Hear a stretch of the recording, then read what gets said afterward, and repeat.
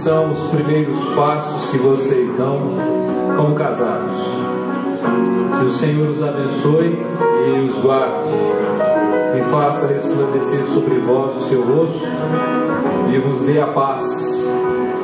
Alegrai-vos e multiplicai-vos e enchei a terra da presença de Deus, e que tudo seja feito para a honra de Deus, em nome de Jesus. Fiquem em paz.